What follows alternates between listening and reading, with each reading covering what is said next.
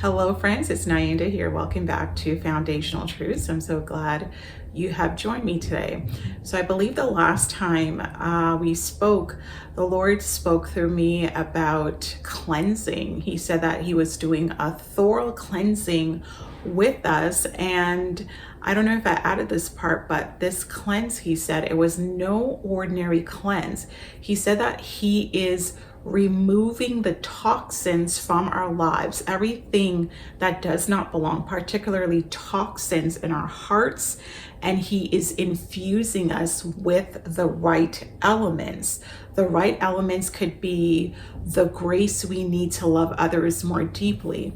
It could be more compassion, more boldness, whatever it is that you are in need of for this journey ahead and for this hour, for this season. The Lord is infusing it in you, but first he went through a cleansing in order to remove what did not belong, to make room for the new. So today the Lord has given me a word a few days ago actually to speak to you about, and what I'll do is I'll read the word and then I'll just read exactly as I felt the Lord had given it to me, and then after we'll look a bit more deeply into it. And so the Lord says, it is time to get out of your house. It is time to get out of hiding. You have work to do. The new beginning you are waiting on has already begun. The new beginning you are waiting on has already begun. It did not happen in the way that you anticipated it to, but it does not mean that it did not happen. Your time in the wilderness is up. It is time to get out of hiding. The wilderness season has served its purpose. This is a place where I developed you, where I trained you. This is a place where you learned your true identity. The wilderness is used to hide you so that you can be taught by me, especially about your real identity. You are who I said you are. Your identity is not based on feelings or how many believe in you or how many are against you. Your identity is exactly who I told you you are, and part of your identity includes your purpose. Your purpose is what I'm calling you to now. It is time to put your hand to the plow. It is time to stop being so cautious about what I have told you to do. It is time to start believing the things I have told you in the secret place. It is time to step out and into your calling. It doesn't matter how you feel. I know you thought your new beginning would unfold differently. I know you thought your new beginning would unfold based on certain promises being fulfilled, but your new beginning has a lot to do with you fulfilling your purpose on the earth. It is time to step into your purpose. If you have already stepped in, it is time to go deeper and do as I have asked. The time is now. It is time for you to get out of hiding and into your purpose. Do not be afraid, for I am with you. So that is the word that the Lord spoke to me on July 6th. And so there are two things that stick out here. The Lord is talking about identity and the importance, almost like an urgency of stepping out into your purpose. And he said that the new beginning you're looking for has a lot to do with you fulfilling your purpose on the earth. So it's very interesting that the Lord is asking us to step out and to operate in our purpose, because many are feeling weary and even disheartened, as you may be wondering what else you can do for your promises to come to fruition. The Lord said to take your eyes off of that. Take your eyes off of that and place them onto the work I have called you to do. He said that your new beginning has to do with you fulfilling your purpose on the earth. If you have not started whatever it is that the Lord has placed in your heart, it is time to get going. Don't wait to feel like it. Do as he asks. feelings. That's another thing we're going to talk about in a moment. But don't wait to feel like doing something the Lord has asked you to do. You have to act in obedience and do as he is asking you to. I know we've been through a lot of warfare. We really have. The enemy has used people, he's used circumstances, he's used anything that he could possibly use to war against us. But you have overcome, because in your DNA is a victor. You are victorious. It doesn't matter what it looks like now, or even how it feels, but there is more going on than we realize. We can't operate by what we see or how we feel, our emotions, our soul, our body. We have to operate now from the realm of the spirit. So friends, if you are feeling weak, your focus could be impacting your strength. If you look at what you don't have and what you lack and what you're waiting on, that is going to weaken you. It's going to make you become sad, maybe angry, maybe frustrated. Your focus could be one of the reasons for this. Your focus impacts your strength. Your focus impacts your energy levels. It really does. You could have two people in the same situation, but what one focuses on, it determines how they see life and what the outlook is. And the other could focus on something different in the same circumstances, and they could be feeling much differently than the first person. So your focus will impact how you are feeling. So yes, you've been through a lot of warfare, and yes, you have pushed. The Lord recognizes that you have done so much work to get to where you are. And he wants you to know that he sees that. He sees all your efforts. He sees that you have really changed your life around, and he's proud of you for that. But he wants you to go further. He wants you to fulfill your destiny on the earth. He really wants to fulfill your destiny. This is important to him, friends. And so whatever you focus on, that could drain you or that could energize you. So your focus should be not on what you don't have, but on building God's kingdom with the skills that he has given you by operating in the purpose that he has called you to.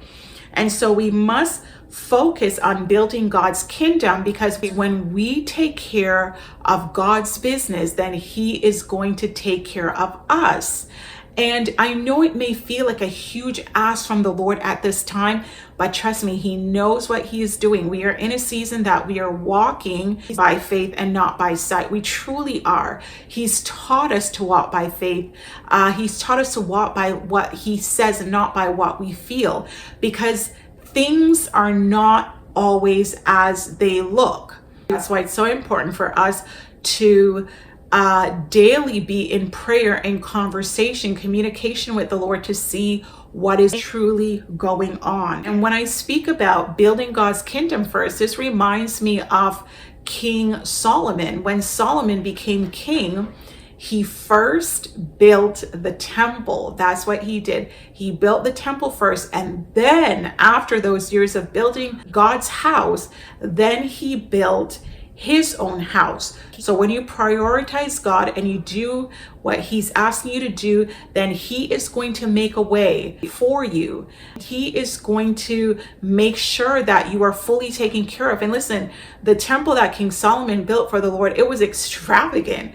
And Solomon's house too, it was gorgeous. It was gorgeous. So it's not like God is going to give you leftovers. He's going to give you only the best. If you're a parent, you want to give your children more than you had. And when I say more, it doesn't necessarily mean more things. It could be that your parents are not perfect people. So don't hold things against them. It doesn't help anyone. If you need to clear the air with your parent, but it doesn't help for you to hold things against people. You just need to let it go, because you're in a different season now. And all of that stuff, all of that foolishness, all of that stuff, the Lord is just trying to get it out of you, get rid of those toxins.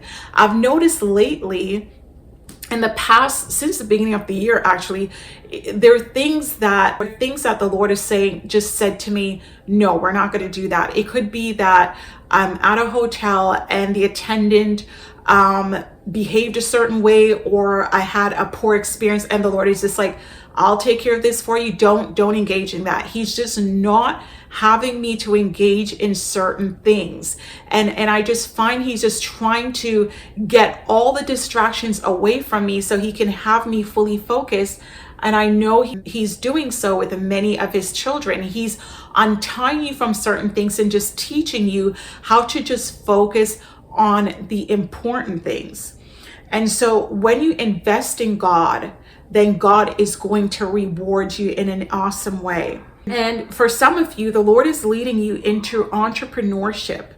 And once you begin doing whatever he places on your heart, you will not only be able to support your family, but you are going to come into great wealth. So if he's leading you into the direction of being an entrepreneur, and it could be with the smallest things, you guys, the small things are the big things. It could be with something that you're like, this is a side hustle. It's like, no, it's not. You're not realizing God is trying to do something new in your life. He's trying to show you how this new thing is going to come about. It's usually not the way we think.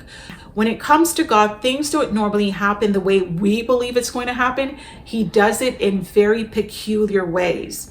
So a few days ago, the Lord was speaking to me about being developed in the dark. And he said, and those were actually his exact words. He said, you have been developed in the dark, in private, by me. And you too, this is how the Lord develops us, in the dark, in the isolated place. So when you step out into the spotlight, and this is what the Lord said, don't allow the praisers or the naysayers to impact who you are. He spoke in the Rhema word about identity. And it's important that you know who you are, because you've been built by God. You have been developed by God in the darkness. So when you go out into the spotlight, don't change who you are because of the people. Don't do things because of the people. We could learn from King Saul. He did many things because he was listening to the people. He needed to be a leader. And yes, he made an executive decision. So essentially it was his fault. But he just allowed himself to be impacted by the people. And the Lord is saying that when you go into the spotlight, I want you to focus on who I have called you to be, how I have called you to do whatever it is he's called you to do. You don't have to do it like everybody else. You don't need to strategize like everyone else. You need to listen to what I have to say and to do as you are instructed by the Spirit of the Lord. And so the Lord is talking about identity. That place of darkness is the wilderness, that place of loneliness. This is where the Lord has developed us. And this is exactly where he developed the children of Israel, in the wilderness. The Lord led the children of Israel through Moses. He led the children of Israel out of Egypt. And then when he came into the wilderness, particularly in Mount Sinai, that's when he showed them their true identities. He said to them, I am your God who led you out of Egypt, and this is who you truly are. And he tells them who they are. It says in Exodus 19, this is the first thing the Lord told Moses to tell the children of Israel. This is verse 5. Now, if you obey me fully and keep my covenant, then out of all nations you will be my treasured possession. So the Lord wants you to be his treasured possession. He said, although the earth is mine, all the earth is mine, although the whole earth is mine, you will be for me a kingdom of priests and a holy nation. So friends, you have been called out and set apart to be a kingdom of priests and a holy nation. You have been called to be holy, which is why he went through that extra cleansing, because you need to be holy so that when you step out, you function from that place of being holy. You're also a priest. One of your jobs then is to go before the Lord on behalf of your family members. on behalf of your city, on behalf of your country, on behalf of the people God has asked you to lead. If that is your position, you need to intercede, not just for yourself, but for the people, because you are a kingdom of priests and you are a holy nation. That is identity. And then the Lord says, these are the words you ought to speak to the Israelites. And so identity, when you're in the wilderness, the Lord shows you your true identity. And then in chapter 7, he gave them the 10 commandments. And in the 10 commandments, he tells them how to operate as a holy nation, as a peculiar people, as a set apart people. And this is what the Lord has done with you. He's told you how to operate as set apart people. And then as you go further along in chapter 20 and chapter 21 and forward, he gave them laws about how to handle personal injuries, how to handle property, how to handle idols and altars and all these different things. So the Lord gave us a word about training. He has trained us. And so when we go out, we will know how to conduct ourselves as his set apart people. So during the wilderness, the true identity of the Israelites, that's what the Lord established. And this is what he has done with you as well. And so many of you have gone through significant changes, just these really dramatic changes. And we spoke a few months about the old man fighting with the new man. It's like there's a mortal combat inside of you. There's this old person fighting the new person. But if you have remained obedient to the Lord, if you've continued living a surrendered life, you continue in fasting and prayer and just infusing your spirit man and building him up so he becomes stronger and stronger, then he is the one who has overpowered the old man. And so now you are more spirit oriented than you were before. And so that internal struggle has for some of you, that has subsided, but now you're in almost like a new world. You're on a different level, and this is completely new for you. For some of you, when you go to pray, you're just praying in tongues, just praying out God's will. And this could be unusual for you, but part of this reason is because your spirit man is the dominant one now. Your spirit man is a dominant one now. And so even though the enemies try to highlight the fact that you don't have what you thought you would have and trying to feed you lies, oh, your God doesn't fulfill his promises, the enemy is a liar, because he is a covenant keeping God and he was faithful to Israel even when they were faithless. So our God is a promise keeper, and his word guarantees that he will do just what he said that he would do. And so your spirit man has grown. Your spirit man has grown. And it's almost like a baby learning to walk, going from that crawling stage, and now you're learning to walk. It's unusual for you, and so you may feel indifferent at times, but that's just because you're now on an elevated level and you're learning to function by the Spirit and to be more spirit oriented as opposed to how you were taught, which is to function from your soul. So your feelings, your thoughts. And so that's where the enemy normally attacks, these thoughts right here. He tries to feed you lies in the soul realm so you can believe it. And most of the lies, what he does is he twists the truth. And so he may say things like I mentioned before, look around you. What has changed? And God is saying, listen, everything has changed. But the enemy's like, what can you see? What have you changed? But God is saying, look again, because everything has changed. You are more spirit oriented. You need to now look with your spiritual eyes beyond what you can see, and you need to now look beyond your feelings, look beyond what you see with your natural eyes, and look into the spiritual realm. And in order for you to really seek and look into the spiritual realm, you have to seek God so you can know what he is saying. And that may be another thing that the enemy is fighting, your prayer life. Because if you're in constant communication with God and praying the right way, not going to God and saying, God, I still don't have it, but you come to him the right way by being grateful and saying, God, I thank you. Just start thanking him and just start opening up your, when you start thanking God, you're opening yourself up to his blessings. You just start thanking him and he'll start feeding you, feeding your spirit. But when you come complaining and murmuring, that stops the flow of God. It stops the flow of what God is trying to do in your life. But thanksgiving opens you up to many, many blessings. It also opens up your spiritual eyes to see what God is doing.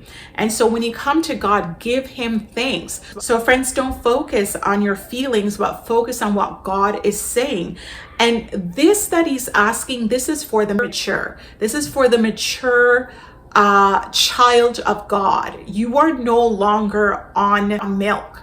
You are no longer on milk. This process has elevated you, and you can no longer be fed milk or operate like you did before, like you're a baby. You're not a baby any longer. You have elevated, you have trained. The Lord told us a few months ago that your training is completed, and which means that you are now fully equipped to receive meat. Friends, this is meat. This is not for the faint of heart. You can't come to somebody who's not spiritually mature and say, hey, I know that you're not feeling very strong, and I know I know you haven't seen many of the promises that you're looking for, but God is saying, I need you to step into your purpose.